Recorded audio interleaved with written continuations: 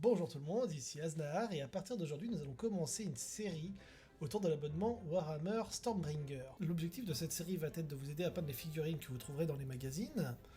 Chaque petite vidéo vous présentera donc la peinture d'une figurine en accéléré, vous ne verrez pas toutes les étapes à 100%, mais sachez que toutes les techniques sont abordables par tout le monde. Pour des raisons de confort personnel, les figurines que je vais vous présenter ont au préalable été sous-couchées dans un premier temps au noir, puis pré-ombrées au blanc. J'ai fait ça avec les bombes de sous-couche Citadel, vous pouvez faire ça à l'aérosol, vous pouvez faire ça au pinceau, vous pouvez faire ça comme vous voulez. Vous n'êtes même pas obligé de faire comme cela, vous pouvez utiliser une seule sous-couche. Moi je vous montre une méthode que je trouve plus confortable pour moi, à vous de trouver la méthode qui sera la plus confortable pour vous. Au minimum, il faut les sous-coucher d'au moins d'une couleur dans tous les cas. Si vous utilisez des peintures de type contraste, speed paint ou autre, il vaut mieux utiliser de la sous-couche blanche.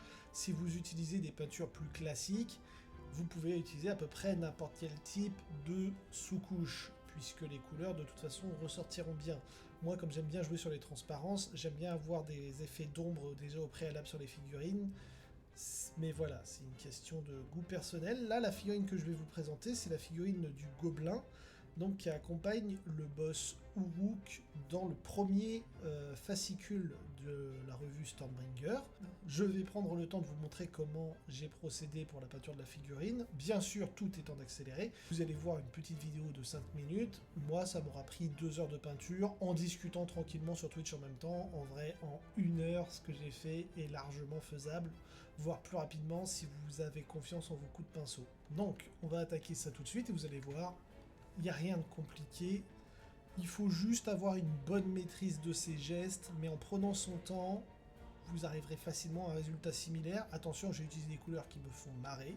Vous n'êtes pas du tout tenu d'utiliser ces couleurs, mais par contre, je vous recommande d'utiliser un procédé similaire.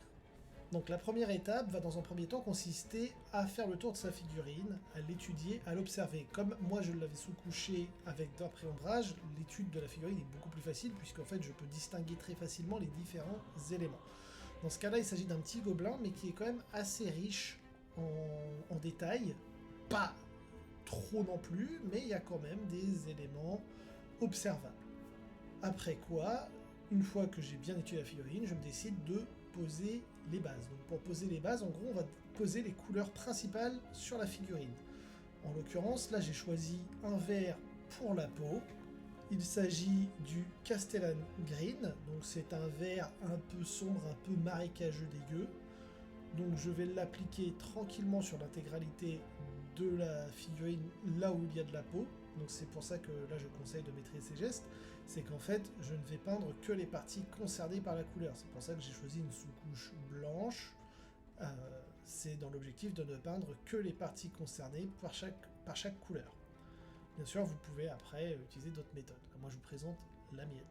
Donc une fois qu'on a peint toute la couleur de base pour la peau, tout simplement, ce qu'on va faire, c'est poser les bases pour les différentes couleurs de la figurine. Donc le cuir, qui va être présent sur les jambes et d'autres parties, notamment il a des bretelles, ce genre de choses. Donc on va prendre son temps, mais on va faire ça bien, de manière à avoir du cuir un peu partout. Une fois qu'on a fini de faire le cuir, bien sûr, on s'assure en faisant un petit tour de la figurine qu'on n'a pas oublié de zone. On peut tranquillement passer à la couleur suivante. Dans mon cas, une fois que j'ai fini le cuir, je me suis attaqué à l'armure.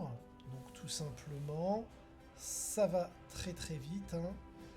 J'ai choisi comme couleur de base un bleu nuit, parce que j'avais un projet en tête. Je vous laisse une petite surprise quand même au cours de la vidéo. Mais toujours est-il que, après avoir fait l'armure en bleu nuit, j'ai fait un t-shirt rouge, parce que c'est très important pour les orques et les gobelins d'avoir du rouge, ça leur permet d'aller plus vite, c'est bien connu. Et donc je me suis dit, comme il n'a pas de chaussures, il a au moins un t-shirt rouge, ça devrait l'aider à sa course. Après, il ne me restait plus grand chose à préparer. Par conséquent, j'ai fait le couteau, donc là c'est uniquement les couleurs de base que vous voyez. Ensuite, j'ai commencé à faire l'armure en violet. L'objectif est bien sûr de lui donner une armure d'invisibilité. Une fois que l'armure a été éclaircie au violet, donc je vous rappelle bleu nuit puis lui violet, ce qui va faire un léger rembrage au bleu. J'ai décidé de la brosser à sec avec une couleur de type lilas, ce qui lui donne un effet que je trouve très sympathique, et je pense que je ferai tous les gobelins que j'aurai dans cette armée de cette manière, parce que ça rend, je trouve, bigrement bien assez facilement.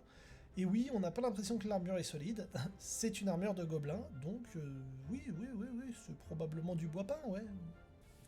Avec ces méthodes, déjà, on arrive à quelque chose de très simple, et tout ce que j'ai utilisé, c'est de la peinture couche de base, quelques éclaircissements, et du brossage à sec. C'est vraiment accessible à tous. Le brossage à sec, ça demande de faire attention. On essuie bien son pinceau, on s'assure bien qu'il soit sec, et on brosse jusqu'à ce que la peinture se dépose tranquillement et qu'on obtienne les éclaircissements voulus. Si on rate son brossage à sec, c'est pas grave, c'est une couche très fine, donc on a juste à recommencer. Et donc après, je vais éclaircir les différentes parties de la figurine, à savoir la peau, légèrement le t-shirt, un petit peu le cuir, avec donc des couleurs à chaque fois un peu plus claires. Là, pour la peau, par exemple, j'ai utilisé de l'Auroch Flèche de souvenir, ce qui me permet d'obtenir justement un dégradé de vert, et de donner un aspect un peu fragile, maladif au gobelin, de manière très rapide et très simple. L'objectif, encore une fois, c'est que la figurine soit peinte assez rapidement. On peut donc constater qu'il ne faut pas beaucoup d'efforts pour atteindre un résultat, ma foi, tout à fait correct. Hein. Le gobelin, il a une bonne tête de gobo, il a des petites couleurs sympathiques, et il n'a pas à rougir de son niveau de peinture, donc que vous pouvez faire en une petite heure pour débuter. Ensuite, il faudra attaquer donc le Big Boss, donc l'Auroch, que je ferai dans la prochaine vidéo. Vous verrez que la figurine demande un peu plus de travail, elle est plus longue à faire, mais pas beaucoup plus longue, et elle n'est pas très technique pour autant. Il va falloir travailler sérieusement dessus et se concentrer, mais très sincèrement, si on réfléchit au process que l'on va utiliser, la figurine est abordable pour un peintre débutant sans aucun souci. Voilà, c'était tout pour aujourd'hui, c'était Aznahar, et à partir d'aujourd'hui, nous allons donc commencer l'histoire de la peinture des figurines de Warhammer Stormbringer. J'espère que ça vous plaira, je fais d'autres peintures en live, vous pouvez me retrouver donc sur Twitch sans souci assez régulièrement dans la semaine, vous trouverez le lien dans la description, où je vais donc peindre les figurines Warhammer AOS en attendant la sortie de la V4, que j'ai issue de la revue Warhammer Stormbringer, et de temps en temps également du Warhammer 40 000, puisque j'ai énormément de figurines à peindre de cette gamme également. Et si je me fais plaisir, vu que j'ai une imprimante 3D, de temps en temps, je peindrai des figurines issues d'autres univers. J'ai notamment repéré des petits modèles issus de l'univers des studios Ghibli, qui me font très envie, notamment le chabus de Totoro, que je ferai peut-être un de ces jours, si jamais j'ai le temps de l'imprimer. Donc voilà, c'était tout pour aujourd'hui. J'espère que ça vous a plu, et que vous verrez en live. N'hésitez surtout pas à passer, faire coucou, peindre avec moi pendant quelques temps. Je discute, c'est pour ça que ma peinture est très longue sur Twitch. Il faut savoir que là j'ai passé 2 heures à faire le gobelin, dont 1h30 à raconter des conneries avec les viewers. Donc n'hésitez pas à passer pendant que je suis en live. Vous verrez, on passe de bons moments. C'est très sympathique, c'est léger. Et ça vous permet de vous motiver à peindre un peu, parce que c'est pas forcément plaisant de peindre tout seul chez soi, ça peut être cool de parler avec quelqu'un.